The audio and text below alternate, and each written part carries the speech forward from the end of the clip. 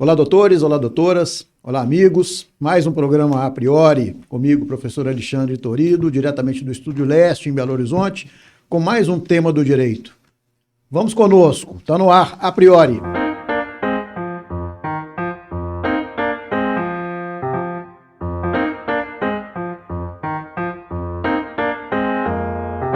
Muito bem, doutores, doutoras, amigos do nosso programa A Priori. Mais um programa com muita qualidade, com um tema muito importante, não só pessoalmente, mas para o nosso país, né? Vamos falar hoje sobre o Estatuto do Desarmamento e sua flexibilização normativa. E antes da gente iniciar essa conversa com dois convidados da melhor qualidade, agradeço a cada um que tem acompanhado os nossos programas, a cada um que tem feito a sua inscrição no canal. É muito importante para a nossa divulgação do nosso projeto. Agradecendo ainda a Faculdade ASA de Brumadinho pelo apoio, pela parceria. Vamos falar muito sobre a faculdade ainda hoje. Um vídeo institucional muito bacana e me orgulha muito fazer parte dessa equipe de professores da Faculdade ASA de Brumadinho. Agradeço também o apoio do Estúdio Leste, sempre com profissionais da melhor qualidade nos atendendo muito bem. E vamos falar hoje, como eu disse, da Lei do Desarmamento, Estatuto do Desarmamento, e eu trago para a gente conversar sobre esse tema tão relevante, tão atual e tão polêmico, dois especialistas da área, né? O nosso primeiro convidado, Dr. Rodolfo Tadeu Machado, delegado de polícia, lotado na 2ª Delegacia de Narcóticos de Belo Horizonte. Doutor Rodolfo, é um prazer recebê-lo, uma honra, e agradeço bastante por ter aceito o nosso convite. Muito obrigado. Muito obrigado pela oportunidade, Alexandre. É um prazer sempre falar sobre atividade policial, especialmente num tema tão relevante aí, que é o Estatuto do Desarmamento, que implica diretamente aí no nosso trabalho. Muito obrigado pela presença. É muito agradável ter pessoas como o senhor. E o nosso segundo convidado é o nosso amigo, nosso colega de faculdade ASA, professor Guilherme Bravo, professor de Direito Processual Penal daquela instituição. Professor Guilherme, mais uma vez te agradeço. O apoio do senhor tem sido muito interessante, contribuindo muito para o nosso canal. Muito obrigado. Muito obrigado, Alexandre. Obrigado a todos que estão nos assistindo. Agradeço mais uma vez a deferência aí do seu convite. E realmente, como o doutor já havia adiantado, o assunto ele é instigante, né? Apesar das armas de fogo já serem conhecidas desde a Idade Média, o assunto ainda é atual, né? Ou até anteriormente, né?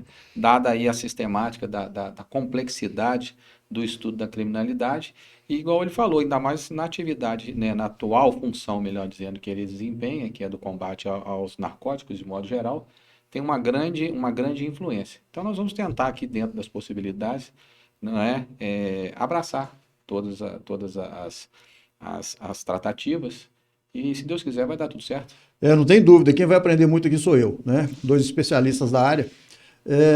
Muito bem, pessoal. Vamos começar esse bate-papo falando exatamente da lei do desarmamento, né? O Estatuto do Desarmamento.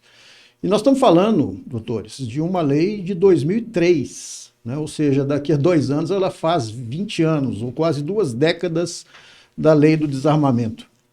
E é um tema polêmico porque nós estamos vivendo um governo atual que tem flexibilizado um pouco algumas regras da lei do desarmamento, e eu queria exatamente conversar sobre isso, mas inicialmente falar um pouco sobre a lei, né? Por que ela nasceu, né? Não tinha nada que normatizava esse conteúdo, esse assunto antes da lei do desarmamento. Professor Guilherme, o que o senhor pode nos trazer com relação à lei? Bem, Alexandre, doutor Tadeu, Rodolfo ou Rodolfo? Rodolfo mesmo, né? Na verdade, eu costumo fazer um marco divisório, como você mesmo já adiantou, do Estatuto em 2003.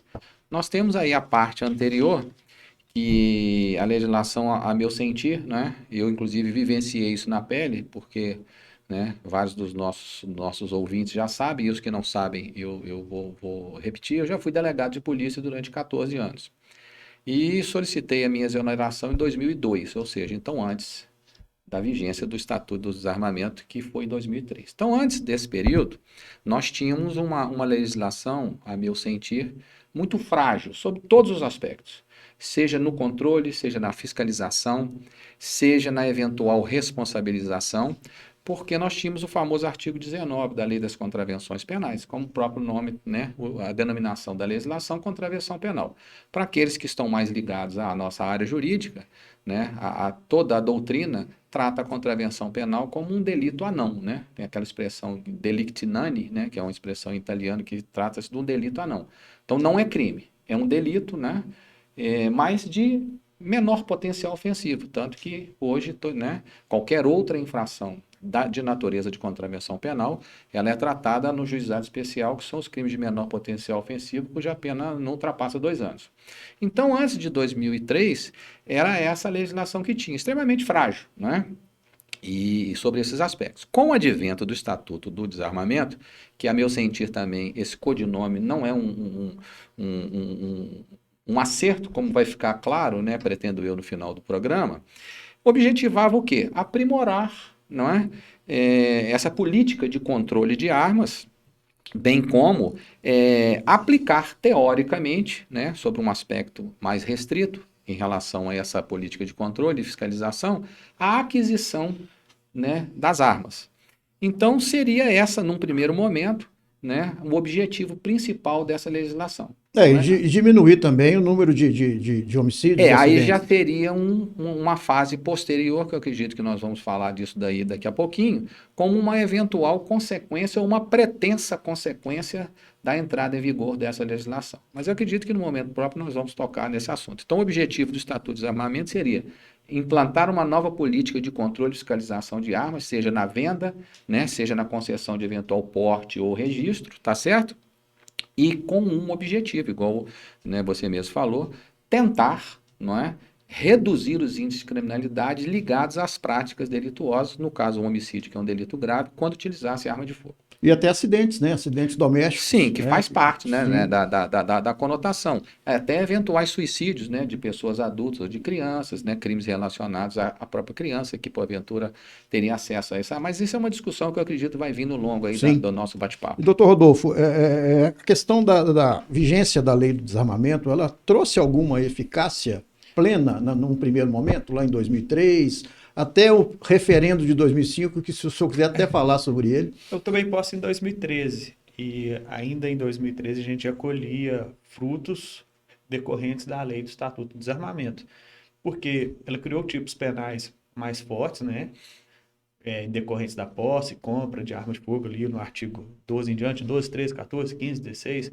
do comércio, então isso foi muito importante, mas ela, no viés estatístico, a promessa, porque ela nasceu realmente por uma exigência, né, uma necessidade de órgãos internacionais, né, grupos não armamentistas, para regular realmente a compra e venda de arma de fogo, e também para redução dos crimes de homicídio, que eu acho um erro, e foi constatado estatisticamente um erro, né, porque você resolve um problema de segurança pública, né? A maneira mais barata de solucionar um problema de segurança pública é com a criação legislativa. Sim. Mas todo problema de segurança pública ele precisa realmente de investimento, recursos humanos de qualidade, tecnologia, mas mais uma vez no Brasil, falou assim, vamos resolver o problema de segurança pública com a criação da lei. O ponto positivo dela foi a criação do Sinarme, né? Que o doutor Guilherme era da ativa na época, então quem controlava aí os registros de armas de fogo era a Polícia Civil, então a gente tinha uma dificuldade aí quando a arma saía, mudava de estado, ela era muitas vezes requentada, ela era uma arma muito acessível, você comprava sem muito controle. Até os próprios sistemas de controle, na época, né, a informatização era bem menor, né, as polícias estaduais não se conversavam muito, não é?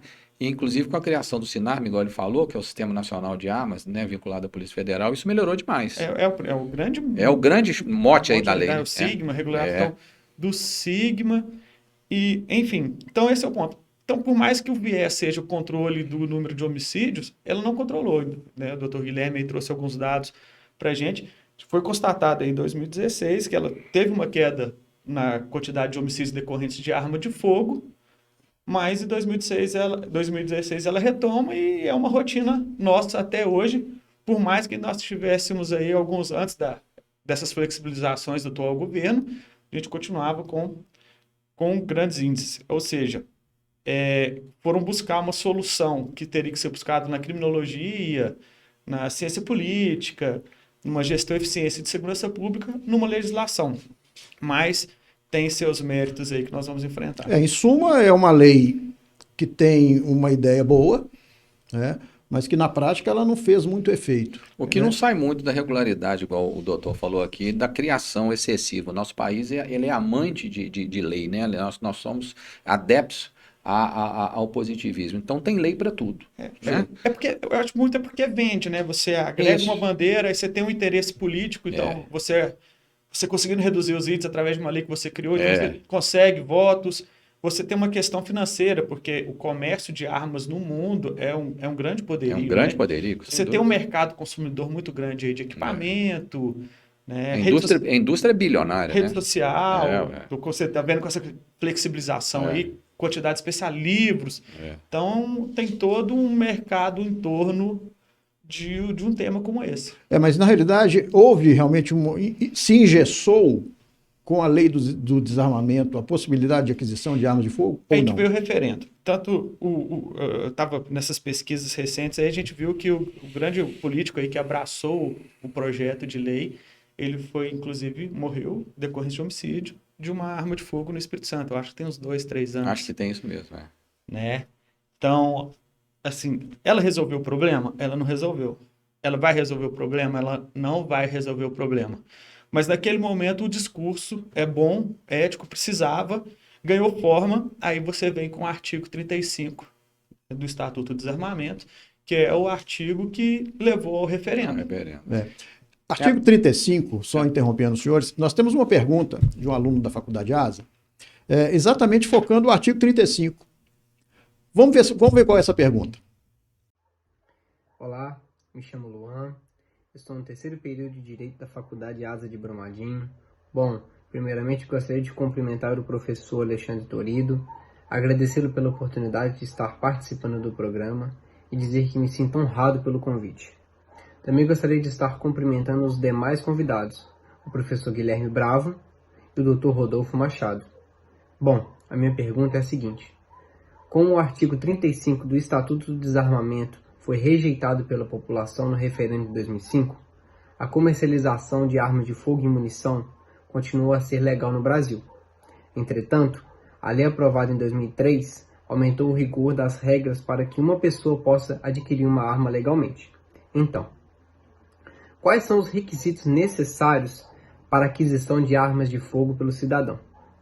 Gostaria mais uma vez de estar agradecendo pela honra e me sinto lisonjeado pela participação. Obrigado. Ô Luan, tudo bem? Muito obrigado aí pela sua pergunta. Sua pergunta é uma pergunta evidentemente pertinente e realmente importante dentro do contexto que nós estamos discutindo aqui e do contexto da própria legislação e da época, né, em relação ao referendo e ao próprio artigo 35. Eu não tenho aqui a literalidade do artigo 35, mas o artigo 35 ele proibia a comercialização de armas de fogo e munição em todo o território nacional, exceto para as Forças Armadas, Polícia e Empresas de Segurança Privada. Esse aí é o tema do artigo. Então, nessa época foi feito o referendo, né? No seguinte sentido: o comércio de armas de fogo e munição deve ser proibido no Brasil. Esse que foi o questionamento. As alternativas eram não, ou seja, contra a proibição, e sim a favor da proibição. Então, feito aí o referendo, né? Só pontuando, com relação ao referendo, né? Para a gente lembrar o que é o referendo, Isso. né? É uma busca do sentimento do povo. Da opinião do povo. A grosso modo é isso. O povo foi às urnas exatamente para votar sim ou não com relação à questão da venda de armas. Isso. E o resultado dessa opinião foi que a maioria dos eleitores, deixa eu ver só o número aqui para eu não me enganar, 63,68% se manifestou contra o artigo 35 do Estatuto de Desarmamento, que proibia a comercialização de arma de fogo, ou seja, foram a favor da comercialização. Então, houve aí uma problemática política na época, igual o doutor já adiantou, que ele daqui a pouco vai complementar, que enseja aí a pergunta. Parece uma coisa contraditória. E realmente foi. Não é isso, doutor? Exatamente. Teleologicamente, o Estatuto do Desarmamento ele veio com viés aqui. Olha, eu não quero armas de Isso, fogo. para proibir. Para proibir. E o coroamento dessa teleologia seria o referendo, Isso. o referendo popular manter o artigo A 35. ideia seria essa, né? Só que foi um assunto tão delicado e a pergunta ela ficou de maneira tão capciosa que a gente não sabe se foi intencional ou não. É. Então, quando você não quer, diga não à violência É. doméstica, diga não às drogas, diga não às armas, responda sim no referendo. Então, ficou muito confuso. Eu lembro na época eu era estudante, né, debates acalorados, não só entre alunos, mas eventos, né, porque envolve direito constitucional, direito administrativo, arma de fogo. A pessoa ia lá para defender as armas, no final ele estava mandando responder totalmente errado, se perdia. Isso para professores, né? Imagina um leigo indo votar. A população, assim, de modo geral, não conseguiu. Essa manipulação aí foi de propósito? Eu vou ser mais incisivo. Foi. Claro que foi. Tanto que o resultado não foi o que foi o resultado do referendo. Nas minhas pesquisas aí, eu dei uma olhada no Wikipedia, né? Hoje o Wikipedia é onde tudo. Aí tem a lista lá, quem foi a favor Eu vi essa e quem dos contra. estados, Eu fiquei impressionado que o Zezé de Camargo era a favor e o Luciano era contra. E, tipo assim, você vê partidos antes que hoje é de esquerda, totalmente contra as armas, eles foram a favor à época. Então... E você vê que o Estatuto, né, propunha a proibição e a população foi a favor. E um índice interessante aqui, 26.666.000 pessoas se abstiveram. Foi um percentual alto. Então você vê, é aquele problemática das estatísticas que a gente estava discutindo. A estatística, ela tem uma série de variáveis que às vezes nos deixam em situações desconfortáveis. Então, eu entendo que nesse caso a situação ela ficou desconfortável. Agora, com relação à pergunta que o aluno Luan fez, desde já agradeço também, ele perguntou a questão dos requisitos, né? O que é necessário hoje para a aquisição das armas de fogo? As perguntas elas se complementam, porque veja só, o resultado do referendo ele diz que a população ela deseja comprar arma de fogo. Sim. Só que a lei vem e fala, eu quero que você, tudo bem, você vai comprar arma de fogo, mas eu quero que você cumpra os requisitos, né? Então, você pode ter requisitos para comprar, mas você vai ter que ter requisitos gradativamente maiores para portar e quais tipos de armas você vai portar. Só que isso está num campo de discricionariedade do Poder Executivo. Então, se você tem um Poder Executivo, vamos falar, pró-armamento, você vai ter, dentro da sua discricionariedade, que se manifesta através dos decretos, né, mais empecilhos ou menos empecilhos. Só que no campo da discricionariedade, e aí a gente entra aí no campo do direito administrativo, que é um poder administrativo, que traz uma subjetividade para o poder administrativo. Conceder ou não conceder. Conceder ou não conceder, dentro dos limites dos princípios administrativos, né? Eu lembro da época de concurso, artigo 37, o LIMP, enfim. O LIMP, Então, assim, você tem subjetividade, mas dentro de limites. Aí vem, o estatuto não quer ter arma, mas a população quer ter acesso às armas. Então, a gente ficou dentro do decreto executivo, né? Por muito tempo, 3665, 5123, até que veio o Bolsonaro em cima com a bandeira dele, pró-armamentistas, e aos poucos, né, ele vem flexibilizando através de decretos. Então, a pergunta do Luan, ao final das contas, quais que é a resposta de ouro? Quem tiver essa resposta resolve esse problema no Brasil hoje. Sim. Quais são os limites, né, da discricionariedade do Estado através do decreto regulamentar? É uma pergunta propriamente, não é nem de segurança pública, é uma pergunta de direito administrativo e direito constitucional. Aí ele me pergunta, está inviabilizado? Para os armamentistas, está inviabilizado. Para os desarmamentistas, eles falam assim, eu estou cumprindo o referendo porque o artigo 35 está sem aplicabilidade. Mas não adianta, quem quer arma de fogo, ele quer comprar, usar, manejar. Eu particularmente, só pegando um gancho aí, não é de agora, independente de ser Estatuto de 2003, decreto de Bolsonaro, Lula naquela época e Bolsonaro hoje, para a gente não cair no viés ideológico aqui, político ideológico, e criar essa limitação, eu particularmente sempre fui um adepto da legalização e do uso de porte de armas. Isso há muito tempo. Sendo na minha época de delegado, ou antes de delegado? Porque meu pai sempre teve arma. Meu pai sempre teve arma. E eu fui criado dentro de um ambiente de educação e de contato com arma. Meu pai era empresário, meu pai tinha posto de gasolina e tal, e a arma dele ficava guardada dentro do cofre, que é um detalhe interessante nessa última legislação, que alguns dizem que é flexibilização, eu também não entendo como flexibilização, como também já disse que não entendo como desarmamento na época, apenas foi uma lei que, a meu sentir, foi aprimorando, como todos esses decretos que o doutor já listou ali, que ele talvez ainda venha a falar, no sentido de que, à medida que a coisa vai se assentando, a população se manifesta e corrigindo irregularidades, eu acho que isso é um aprimoramento. E tem uma dezena de situações de âmbito administrativo, forças armadas, empresas privadas, pessoas que podem ter arma, não podem, tal, nessa última edição desse decreto, inclusive fala da guarda da arma, da responsabilidade daquele que é o detentor, ou do que tem a posse, ou o porte, que ele tem uma obrigação clara, que evidentemente não precisava nem se colocar aqui, porque o direito já impõe para ele essa obrigação de guarda e de zelo, de responsabilidade, mas ele tem que declarar isso, como ele guarda a situação em relação a terceiros, no caso crianças e tal, tal. Então é uma coisa interessante nesse decreto, e isso daí eu acho, né, e referendo mais uma vez, eu sempre fui favorável ao uso e à regularização do porte de arma. A gente está falando aí de decretos, de governo Bolsonaro, governo Lula, mas a gente percebe, e a gente já tem conhecimento, que vários decretos foram editados a partir do mandato do presidente Bolsonaro, no sentido de flexibilizar um pouco as normas da lei do desarmamento, né? É exatamente nesse ponto, doutores, é que eu quero chegar agora, né? Vários decretos, principalmente o de aquisição efetiva de arma de fogo, foram editados, né? O governo Bolsonaro sempre teve como norte na sua campanha exatamente essa flexibilização, né, de armar a população, comum com a ideia do doutor Guilherme, no sentido de que aqui a gente não está fazendo nenhum tipo de apologia ou de tendências políticas, não, pelo contrário. Governo Lula e governo Bolsonaro mais para uma fixação de isso, tempo, de visor temporal. Do que propriamente de bandeira. A gente está falando de uma lei que tem 18 anos.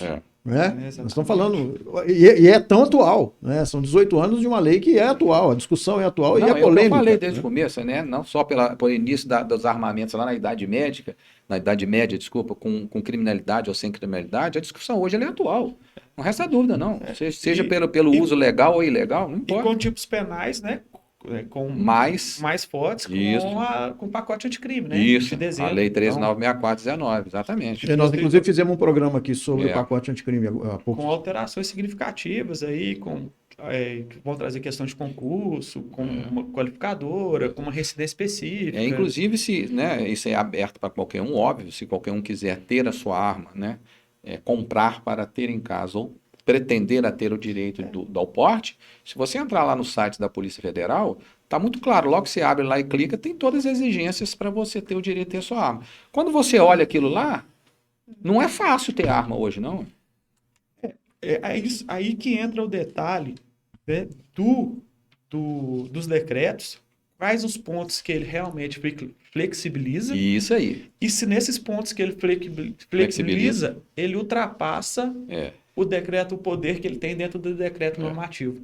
Nós temos uma pergunta, doutor, inclusive depois eu passo a palavra para o senhor, de um aluno da Faculdade ASA, que inclusive é policial militar, falando exatamente dessa questão dos decretos e dessa flexibilização. Entrar um pouco mais na questão prática, né, considerando inclusive que ele é policial militar também. Doutor Guilherme, o senhor conhece a estrutura da Faculdade ASA?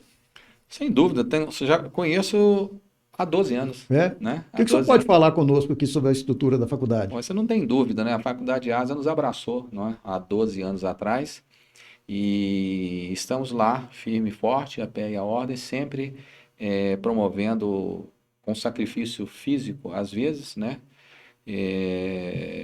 Todos aqueles nossos propósitos desde o primeiro dia que nós lá estivemos, não é? Então nós só temos a agradecer o apoio, seja ele do simples funcionário que fica lá nos atendendo com os nossos pedidos de xerox, até a direção que sempre nos prestigiou, né, adotou e abraçou as nossas ideias, como essa agora, da sua lavra, né? Então isso é muito interessante e a faculdade ASA ela tem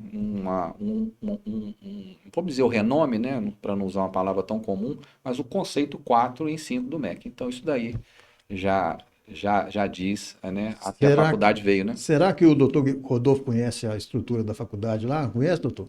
Olha, eu nunca entrei não, mas já passei na porta ali várias vezes, ali chama atenção, uma faculdade muito bonita. Já tive a oportunidade de trabalhar com profissionais da Faculdade Asa de Brumadinho, e pessoas aí de extrema competência, bastante conhecimento. E é um orgulho estar aqui com vocês aí, vendo o resultado O orgulho da é nosso. universidade. Que a gente tem um vídeo institucional que você vai conhecer por dentro da faculdade ASA. Logo em seguida, vem a pergunta do nosso aluno, o senhor vai responder, ok? Vamos ver o vídeo e a pergunta. A Faculdade ASA em Brumadinho está entre as melhores instituições de ensino do país, pela sua qualidade de ensino, infraestrutura e projeto pedagógico. Aqui você encontra ensino com qualidade assegurada pelo MEC. Cerca de 90% dos professores são mestres e doutores com ampla experiência no mercado de trabalho. Oferecemos cursos de graduação, técnicos, extensão e pós-graduação. Temos diversos laboratórios para as aulas práticas, os quais foram projetados e construídos para o melhor aprendizado dos nossos alunos. Através da parceria com a FAPEMIG, oferecemos bolsas de iniciação científica aos alunos da graduação. A Faculdade ASA possui metodologia ativa e coloca os estudantes como principal agente de aprendizagem. Possuímos também transporte gratuito para os alunos da graduação. Diga sim para o seu futuro. Venha para a Faculdade ASA.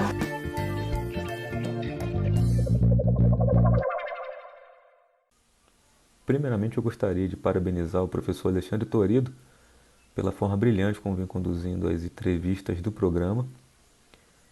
Na ocasião, também gostaria de cumprimentar os convidados, o Dr. Rodolfo Machado e o professor Guilherme Bravo.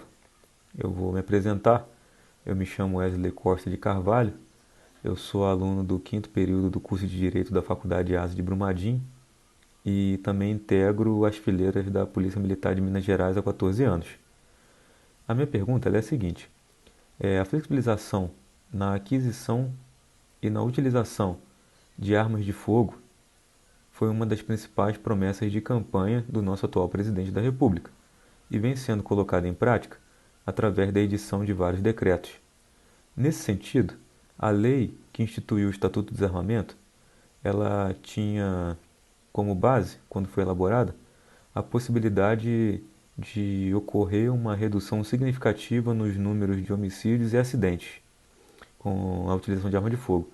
Nesse sentido, a flexibilização ela não contraria o objetivo da edição do Estatuto do Desarmamento e, na prática, na concepção dos senhores, os efeitos da lei do Estatuto do Desarmamento, eles foram positivos ou não? Eu vou finalizar minha participação no programa agradecendo o professor Alexandre Torido pelo espaço que me for aí concedido. Olá, Wesley. Bom, sua pergunta, a gente já vem trabalhando ela aqui totalmente. Realmente, essa contradição do interesse da lei e o que foi acatado dentro do referendo, de manter a comercialização, né, das armas de fogo. Os decretos, eles flexibilizam em algum momento, sim. Em algum momento não, em vários pontos. A gente pode citar aqui com relação à aptidão psicológica, né, que antes era um psicólogo dentro dos quadros ou indicado aí pela Polícia Federal, critérios aí para auferir a capacidade técnica. Antes tinha que ser também só um instrutor da Polícia Federal na hora de renovar. Então, em questões da habitualidade. Bom, o comércio não está proibido, né? Você pode adquirir a sua arma, você vai adquirir sua arma obedecendo aí os 7 critérios principais: ter menos de 25 anos, arma de calibre permitido, comprovar a idoneidade, ocupação lícita, aptidão psicológica. Com essa flexibilização recente, capacidade técnica, com essa flexibilização recente e a efetiva necessidade, que entra novamente o critério da discricionariedade. O que é efetiva necessidade? Depende do seu grau de subjetividade para entender o que é necessário ou não.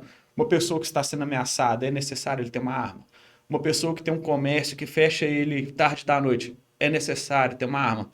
Então, isso aí que vem o grande a grande polêmica, né? O fazendeiro, ele precisa ter uma arma. Então, esses são os pontos de flexibilização. No nosso dia a dia de polícia, o que realmente alterou?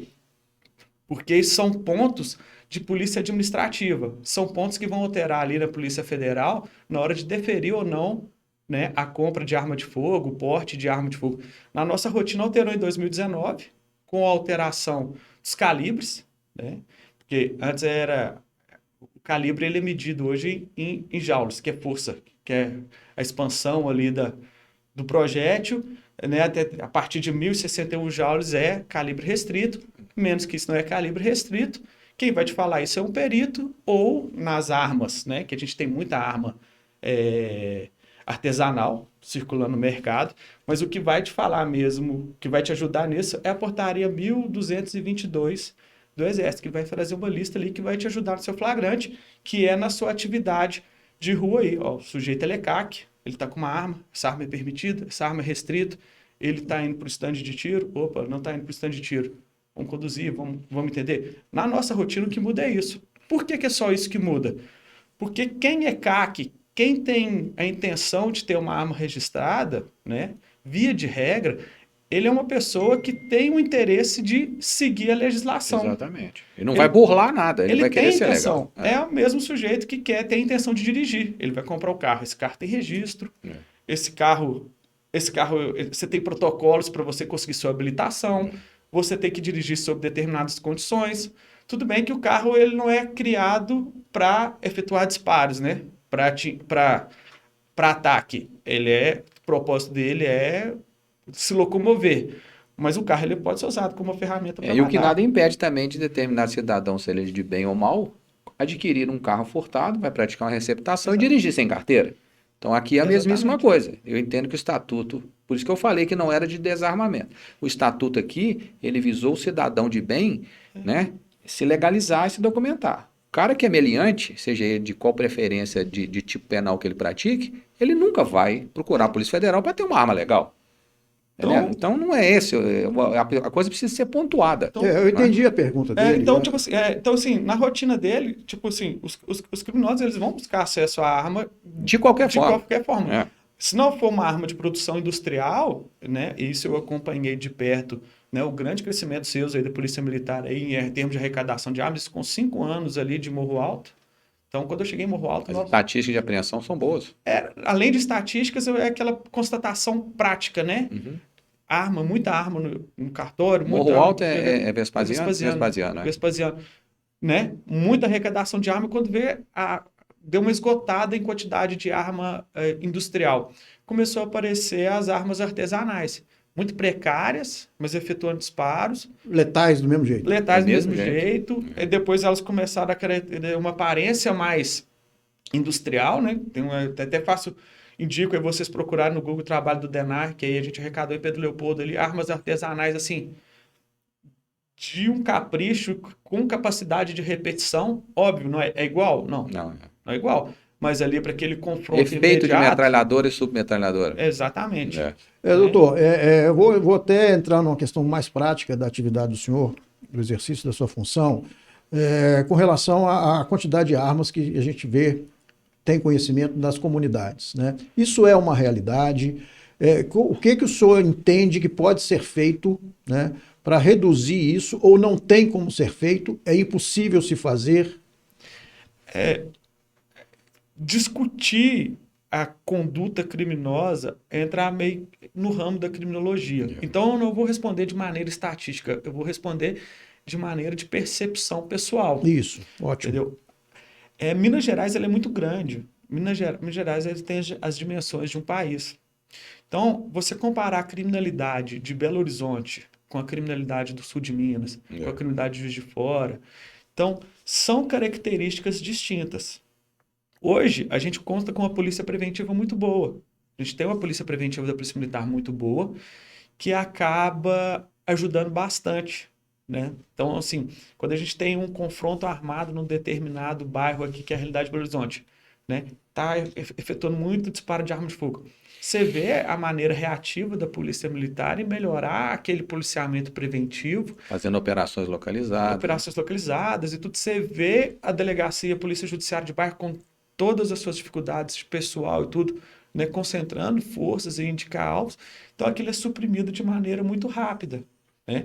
Então, assim, hoje em Belo Horizonte, região metropolitana, ele tem seus pontos vermelhos, seus pontos de dificuldade, mas você consegue entrar e sair de qualquer área de risco com o outro policial, né, doutor Guilherme? Exatamente. Você com outro policial firmeza, não é recomendável.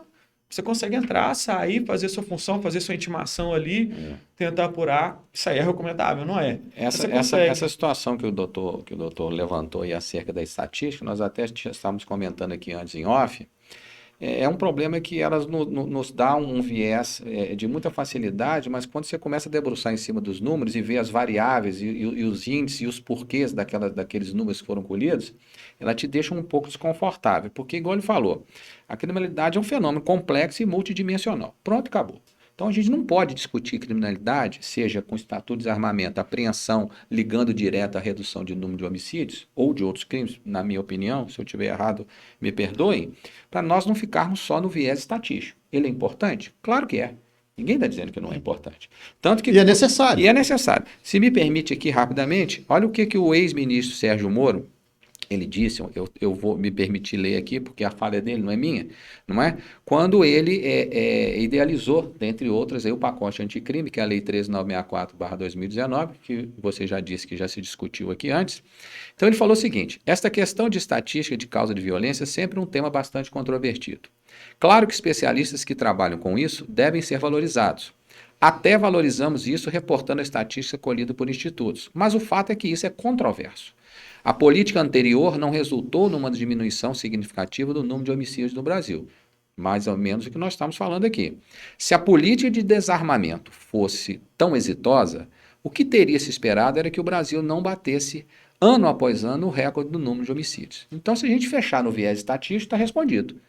Ou seja, o Estatuto do Desarmamento não foi eficaz para diminuir o número de homicídios, que é aquele gráfico, né, que eu tenho aqui, que se vocês observarem no gráfico, o número de homicídios de 2003 até 2010, ele caiu, depois subiu um pouquinho. De 2010 até 2016, ele explodiu e subiu de novo. Esse gráfico, inclusive, está na tela. É o gráfico da tela, exatamente. Então, se você fizer uma observação, de 96 a 2003 só é um número crescente. Em 2003, que foi exatamente o Estatuto do Desarmamento, ele caiu, olha lá, 2004, 2005, subiu um pouquinho em 6, baixou um pouquinho em 7, e subiu de 8 até 10. Caiu um pouquinho em 11. De 11 até 16, que foi a última data da coletânea feita pelo IPEA e o Fórum Brasileiro de Segurança Pública, então são institutos confiáveis. Ele subiu. Então você vê que o número de homicídios primeiro caiu por 1.000, por 10.000 ou 100.000, se não me engano, qual foi o dado aqui que eles escolheram, depois ele explodiu. E repare que os decretos flexibilizadores surgiram em 2019. Exatamente. Que está posterior a isso. E nessa linha aí que eu estava falando, aí, comparando aí de maneira prática, a criminalidade em Minas são muitas. Aí você pega o sul de Minas, que você tem ali Novo Cangaço, muito assalto a banco, né? Eu acho que teve até um caso ontem. Esse pessoal não está nem aí para o Estatuto de Desarmamento. O acesso de armas desse pessoal não é o acesso... A K-47 e a R-15 não é dessa forma. Eles já trabalham já com uma questão de importação ilegal de armas, contrabando, que você não vai solucionar com o tipo penal que já existe, né? Já tem um artigo 17 aí, com pena reforçada e tudo. Você vai inibir isso com uma polícia forte, com uma polícia de fronteira forte, uma polícia federal forte, uma aduana forte, um exército forte, né, para impedir o contrabando. Então, essas questões, assim, tipo, às vezes você restringir, né, dificultar o acesso de arma de fogo para o CAC, né, que é o colecionador, o atirador esportivo, o caçador. Inclusive, nesses últimos decretos, nessas últimas legislações, está muito bem explicado, muito bem definido a posição de cada um desses colecionadores, militares, forças particulares, empresas privadas. Está muito bem detalhado isso. Os decretos, em termos positivistas, ele está muito bem feito. Muito bem feito, muito bem feito. Estão muito bem feitos. Muito bem feito. O pessoal, assim, que critica essa flexibilização, eles têm batido principalmente, assim, em dois pontos, assim, que é o Decreto 10.627, Porque o decreto 627 ele entra ali no decreto 10030, que é o de controle de armamentos do Exército, né? Então, ele trabalha ali numa questão do atirador esportivo. Então, o atirador esportivo, ele participa de campeonatos, ele vê a arma não como uma ferramenta de proteção, mas como um esporte. É um esporte olímpico, né? A gente tem modalidades Sem dúvida. olímpicas. Então, e munição no Brasil é muito cara. Hoje, por causa dessa dificuldade de acesso à munição, seja ela por questão fiscalizatória, questão de custo, um disparo de arma de fogo aí no estande, qualquer Belo Horizonte aí, de arma aí 9mm, .40 aí, custa R$4, R$5. Não adianta você ter uma arma de fogo se você não praticar. É. Então, esse sujeito aí, atirador esportivo, ele tinha acesso a 1.000 munições para adquirir. Então, esse número foi aumentado com os decretos. Você foi flexibilizado ou foi adequado? É o que eu falei. Isso para mim não é flexibilização, isso é adequação. É adequado. Então você vê, é atualização, é normatização, é organização dentro do nível administrativo, da discricionalidade e do poder de polícia que existe. O Exército não tem controle. Agora tem prensas, tinha um controle muito rígido sobre prensas para produção de munições, um controle muito rígido para insumos. Aí tirou um pouco do encargo do Exército, liberando aí a produção, aumentando o consumo de insumo. Eu vejo que, de repente, exonerou o Exército de se ocupar com pessoas que têm boa intenção de uso de arma para se preocupar com um controle de fronteira, Eu trabalhei muito tempo numa empresa de segurança, né? Carforte, Sim. transportadora de valores. E eu vi realmente a rigidez no controle de armas e munições. As empresas transportadoras de valores, a Polícia Federal fazia um trabalho belíssimo com relação a esse controle, né? Qualquer tipo de munição, para aquisição da munição, era um controle absurdo. Para compra de arma, descarte de arma, era um controle absurdo, né? Mas que eu entendo que o absurdo não significa que é ruim. É necessário, É ruim, mas a gente está comparando essa fiscalização, tipo gasto de energia e financeiro de polícia administrativa, né, que isso é função administrativa do Estado, de polícia no sentido do Estado mesmo atuar, né, e fiscalizar com quem quer andar direito. Tipo assim, você flexibilizar, ser mais rígido ou não com essas pessoas vai implicar diretamente em controle de criminalidade? Você fiscalizar essas pessoas, pode ser que sim, pode ser que não. Eu penso que constatação prática é que não, porque quem busca um armamento pesado, ele vai procurar da maneira que for. Ele vai procurar da artesanal, ou ele vai procurar contrabandear. Tem relação direta? Não tem. Inclusive, só citando você me deu um gancho aqui, bom, que eu já tinha separado, inclusive, isso que o doutor falou, dessas legislações, que fala que o seguinte, dentro da ideia da flexibilização, que nós já discutimos, que talvez possa ter sido mal interpretada, é que quem já tem uma arma, por exemplo, ele está isento de uma série de outras providências que já se tomaram. Por exemplo, o número de armas que um cidadão comum como eu e você, não o caso do doutor, né, pode adquirir, subiu para 4, por exemplo, em determinadas situações. Então o cara já começa a falar que isso flexibilizou, aumentou, aí vem a pergunta dele, será que isso aqui é realmente uma situação que vai atingir a criminalidade de um certo ponto, de um cara que já se submeteu a um treinamento, a uma inspeção, a um curso, que inclusive, né, exige um número de horas, de 8 a 10 horas de treinamento, você tem um número mínimo de 50 disparos, de 5 metros, de 7 metros, você tem todo esse trabalho psicológico e tal, você tem que pagar, você adquirir uma arma hoje de calibre normal, permitido, né, menos de 6, 7 mil reais, entre arma, porte, registro, custo, treinamento, você não consegue. Custo caro. É caro. Por exemplo, o caso do produtor rural, que ele já tinha falado, não tem dúvida que um produtor rural sério e honesto, ele tem que ter a sua defesa pessoal, até mesmo pela própria deficiência do sistema. Mas o que não exime e que não pode inibir o poder público de acompanhá-lo e de fiscalizá-lo. Então, acho que aí é que é a grande confusão. Na realidade, a população ela tem um pensamento relativo a armas, né?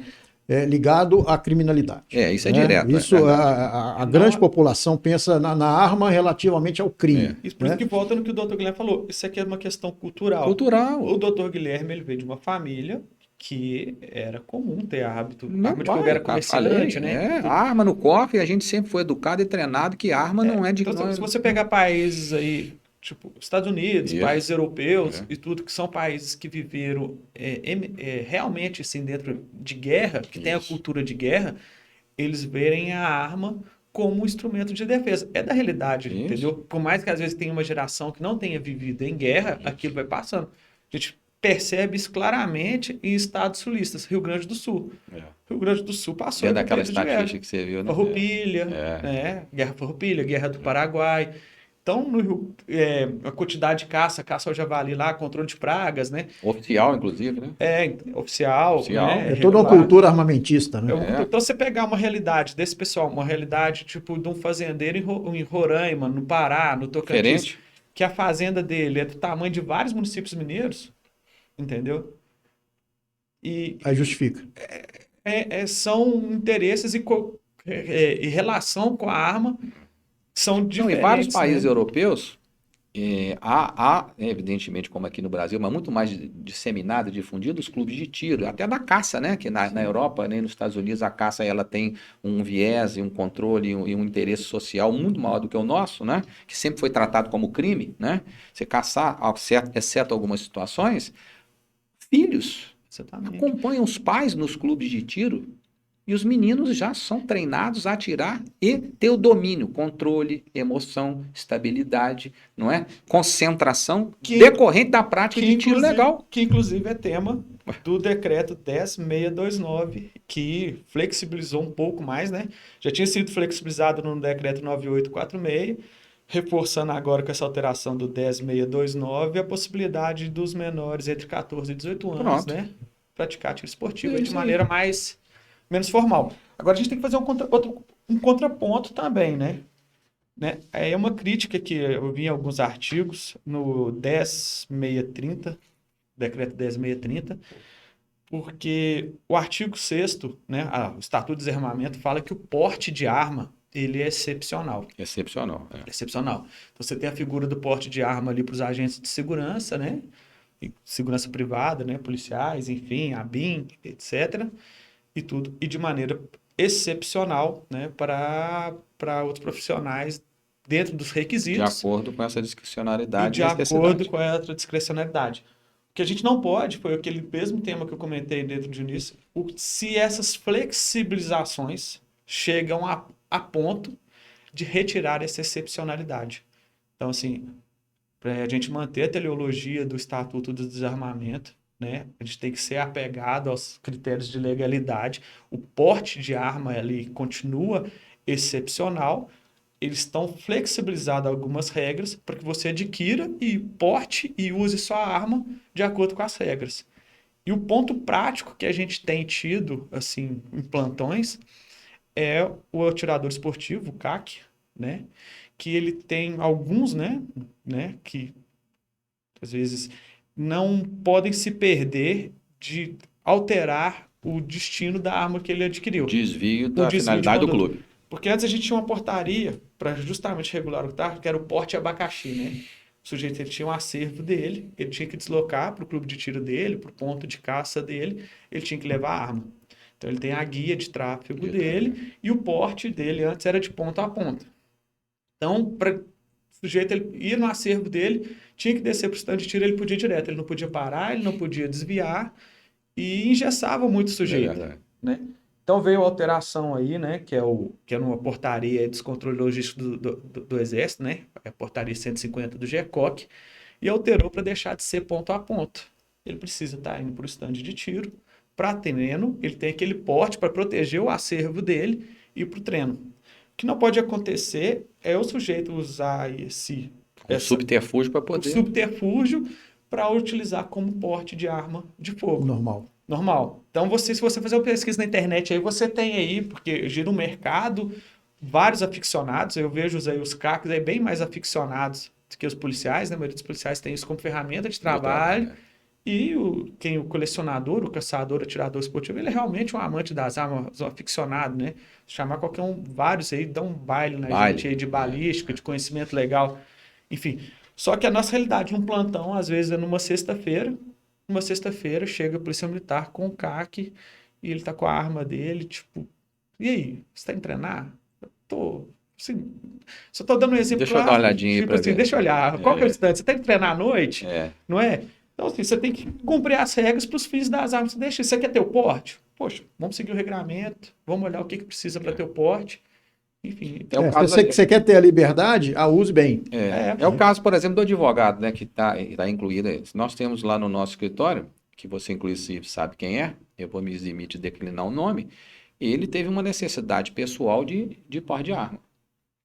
Ele já faz curso de tiro com revólver, com pistola há vários anos. Teve um problema pessoal decorrente do trabalho, fez o pedido e o delegado indeferiu. Ele teve que recorrer ao superintendente Para adquirir. e à direção geral. E foi deferido. Eu, por exemplo, apesar de trabalhar no mesmo escritório, em situação similar, entendo que não tenho necessidade do porte de arma. Até então. Mas tenho arma em casa registrada. E veja, e como na condição de delegado... Poderia até, num determinado momento, até tempos atrás, ter pleiteado isso daí. Então é isso que eu acho que tem que ser Um analisado. ponto de flexibilização é justamente, às vezes, permitir até a discussão dessa discricionalidade, através do Isso, recurso. que é o mais interessante. Que é viável. Mas não é o ponto. Esse continua sendo excepcional e eu entendo que É excepcional, que sem ela dúvida. tem que continuar sendo excepcional e esses problemas práticos aí que vão acontecer com os CACs aí que a gente resolve sempre no bom senso, né? Senhores, infelizmente o nosso tempo chegou ao final. Nós tivemos uma aula aqui sobre a lei de desarmamento e eu não esperava outro programa com essa qualidade, né? Agradeço muito. A gente viu que realmente a lei ela nasceu para um fim, né? Mas esse fim, na prática, parece que não foi atingido, né? Mas a gente tem que buscar sempre, como o doutor Guilherme disse, aperfeiçoar, né? De repente, a flexibilização que se entende que existe não é uma flexibilização, é uma adequação diante de uma necessidade, né? Independente de qualquer viés político, tá? E pensamentos políticos. Doutor Rodolfo, queria agradecer muito a sua presença, a sua participação, muito nos ajudou no entendimento, foi uma honra recebê-lo. Muito obrigado. Eu que agradeço, peço desculpa aí às vezes pela didática, né? Não tenho aí muito tempo aí fora da sala de aula, então a gente se atrapalha um pouquinho. Grande recado aí para você aí que está nos assistindo, que tem intenção de adquirir a arma de fogo, né? Vem aí a lição do Homem-Aranha, grandes poderes, grandes responsabilidades. Se você decidir exercer seu direito de obter arma de fogo, siga as regras, saiba que uma arma de fogo, uma vez disparada, ela não volta atrás, né?